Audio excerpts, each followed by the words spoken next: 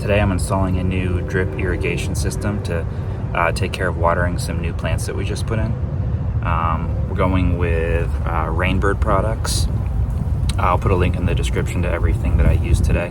When you first get started on a drip line irrigation project like this, I would highly recommend getting this drip repair and expansion kit. It comes with everything you need to get started. It's got 250 feet of 1/4-inch tubing and a bunch of fittings and emitters, and it ends up being a lot cheaper than buying all those things separately. So you get the kit, and then as you need to add on fittings and stuff like that, you can buy those separate. And it's really nice. It's got the tubing comes out of the middle like this, and you just pull it out as you need it. And then you've got all your fittings and emitters. I'll put a link to this in the description. My underground irrigation system does not service my front yard. So rather than lay new pipes, for now I'm just going to use this timer here hooked up to one of the outdoor hose bibs. This one's made by Orbit, and it's got 2 outlets on it. So we'll hook the drip irrigation system to this outlet, and then we'll leave this one open for just a normal hose. All right, so the first thing we're going to install is this backflow preventer. So this just protects any contaminants and stuff coming back up to the drip line and going back into your water system. So it's always a good idea to put one of these on. This screw here just tightens it down because there's a lot of pressure on it.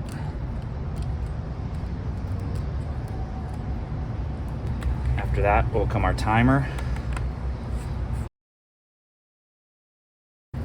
Once you have the timer on, you can actually turn the water supply on, because our timer's set to the off position.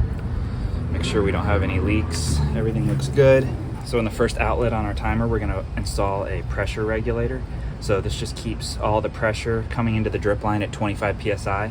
Without it, these fittings that go inside this 1/4-inch tubing could actually come off from too much pressure. So we'll screw that on the first outlet. This here is a reducer, just allows us to connect the 1/4-inch tubing onto the timer here. So we'll screw that on. And then the 1/4-inch tubing just pushes right into this reducer. All right, now we'll just start running our tubing to all of our plants. So I wanted to make a small edit on this video. I was reading up on this today, and I think I'm going to put the backflow preventer downstream after the timer. Apparently if it's before, it can actually cause stress on this, and I don't want this to end up breaking down the road. So I'm gonna go ahead and pull this off and move it before this pressure regulator. So it'll go right here. All right, that's how it looks after I moved the backflow preventer from here to here.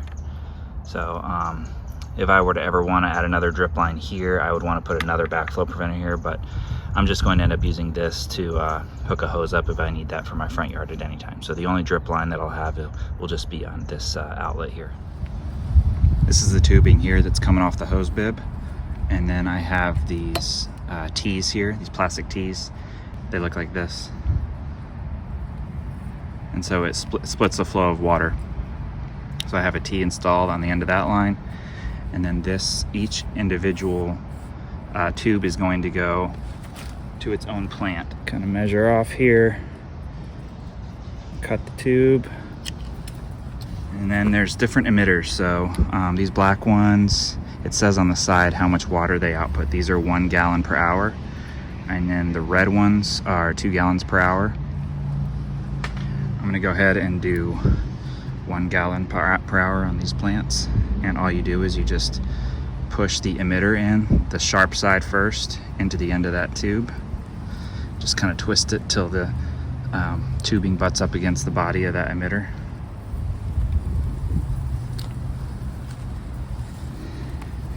And then Rainbird sells these stakes here, and so you can slide the tubing right into that stake, and then it's got a little clip here that goes over the top to make sure the tubing doesn't pop out. And you just take that stake, push it into the ground so the emitter's right over the middle of the plant there, and that's it. So now we'll just take more tubing and tie it into this tee, and we'll just keep going around and just branching off and putting emitters to all the plants.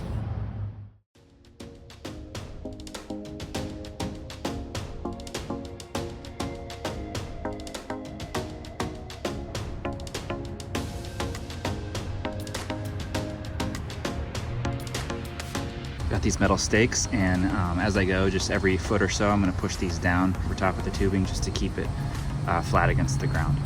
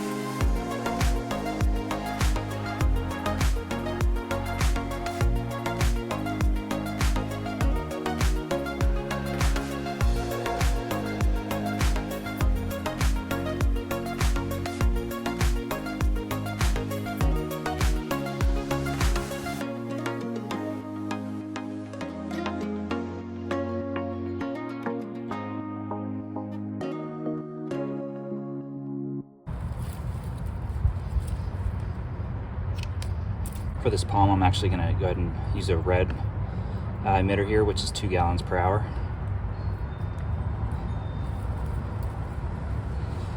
And I just need to splice it into this line here. So I'll cut this here.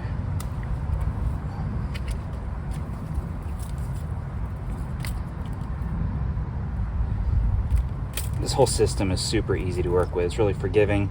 If you make a mistake and cut a tube, you can always reconnect it back together using one of the fittings.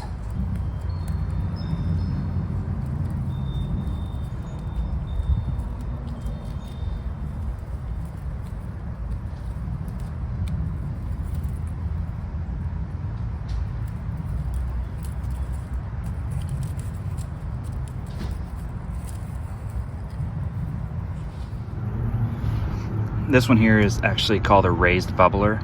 These plants here need a little bit more water, so I'm using this one here, and it's got like an adjustable head on it, so it goes 180 degrees, so basically half circle, and depending on how much you screw or unscrew the head, it'll push out more water and go further.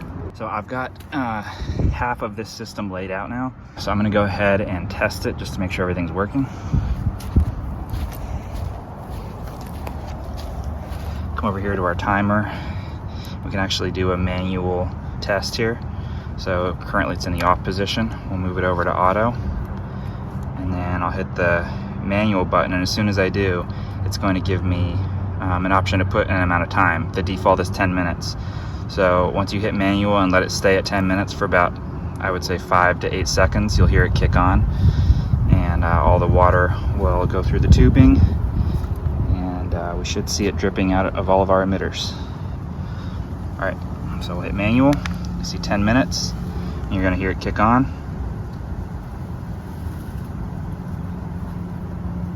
All right. There's our palm. You can see the water coming out of the emitter. It's 2 gallons per hour. Over here, it says 1 gallon per hour. We've got our raised bubbler. So everything is working great. All right, I've wrapped up this project. Every plant has its own drip line. This one here I ended up swapping up for a 360 degree nozzle, because these plants here, they're all gonna grow in, and so as they grow in, they'll still get plenty of water. And they also have drip lines running individually to them as well.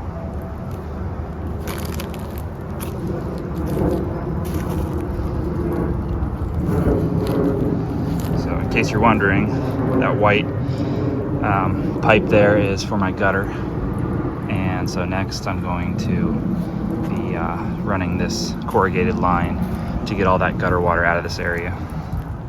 All right, that wraps up this project. As you can see, this drip tubing is super easy to install. It's very forgiving and easy to repair if anything ever goes wrong. So if you like this video and it helped you out, just please drop a like, and it would be awesome if you'd subscribe to the channel as well. Thank you very much, and I'll see you on the next video.